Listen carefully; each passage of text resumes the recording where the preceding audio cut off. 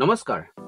এইকেইটা প্ৰশ্নই মোৰ দৰে অসমৰ প্ৰতিগৰাকী ব্যক্তিক এইকেইদিন মন মগজু খুলি খুলি খাই আছে। তো প্ৰশ্নকেইটা পোনপটীয়াকৈ এনেধৰণৰ। প্ৰথম প্ৰশ্নটো হ'ল, সিদ্ধাৰ্থ বোলা এই ২ নম্বৰী পাখণ্ডটোৱে ইমান দিনে চলাই অহা কুকৰ্ম, ষড়যন্ত্ৰ, চিকৰা তেজপিয়াৰ দৰে যে জুবিনদাক চুহি চুহি খাই আছিল, জুবিনদাই কি ধৰিব পৰা নাছিল নেকি? মানি ললো জুবিনদাৰ সেইবোৰৰ প্ৰতি মন কাণ দিবলৈ কোনো সময় নাছিল, কিন্তু গৰিমা শইকীয়া গাৰ্গেও এই ইমান ডাঙৰ চক্ৰান্তৰ কথাটো গম পোৱা নাছিল নে? নে তেওঁলোকে উদাসীন হৈ অন্ধৰ দৰে এজন অনা অসমীয়াক সেই আকৌ এজন অনা অসমীয়াক বিশ্বাস কৰিছিল? ২ নম্বৰ প্ৰশ্নটো হ'ল, ধৰা হ'ল জুবিন গাৰ্গ, গৰিমা শইকীয়া গাৰ্গেও একো উমান পোৱা নাছিল, কিন্তু জুবিনদাৰ কুৱে বাৱে অনবৰতে লাগি থকা সেই মানুহখিনিও ধৰিব পৰা নাছিল নে সিদ্ধাৰ্থৰ এই ২ নম্বৰী ডকাইতিবোৰ?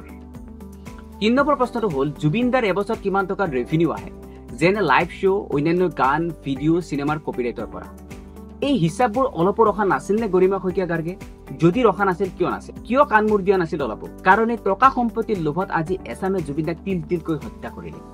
৪ নম্বৰ প্ৰশ্নটো হ'ল, জুবিনদাৰ গান, চিনেমা, ভিডিঅ'বোৰ যি কপিৰাইট আছিল, সেইবোৰ মেনেজ কৰিবলৈ বা LLP বা যি পাৰ্টনাৰশ্বিপৰ যি ৰেজিষ্ট্ৰেশ্যন কৰিছিল, তাত সিদ্ধাৰ্থহঁতক নলৈ গৰিমা শইকীয়া গাৰ্গৰ লগত কিয় নকৰিলে? ৫ নম্বৰ প্ৰশ্নটো হ'ল, সিদ্ধাৰ্থই যোৱা ১০ বছৰ ধৰা হ'ল ১ কোটি টকা আয় কৰিলে, কিন্তু সি কেনেকৈ কোটি কোটি টকাৰ কোম্পানীৰ মালিক, কেইবাটাও ফ্লেট, গাড়ী আৰু অন্যান্য প্ৰপাৰ্টিৰ মালিক হ'ব পাৰিলে?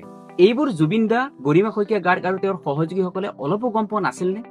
৬ নম্বৰ প্ৰশ্নটো হ'ল, শ্যাম কানুৰ দৰে শিয়াল টেঙৰ মেনুপুলেটৰৰ মিঠা লগা চলাহী কথাবোৰ বুজিবলৈ গৰিমা শইকীয়া গাৰ্গ, জুবিনদাহঁতে অলপো চেষ্টা কৰা নাছিল নেকি?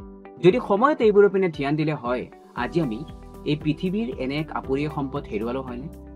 ভাবক, আপুনি এবাৰ ভাবক, কেনেকৈ জুবিনদাৰ দৰে এটা সত্তাক সিদ্ধাৰ্থ বোলাহঁতে, এই শ্যাম কানুহঁতে শুহি শুহি তেজ খাই মাৰি পেলালে।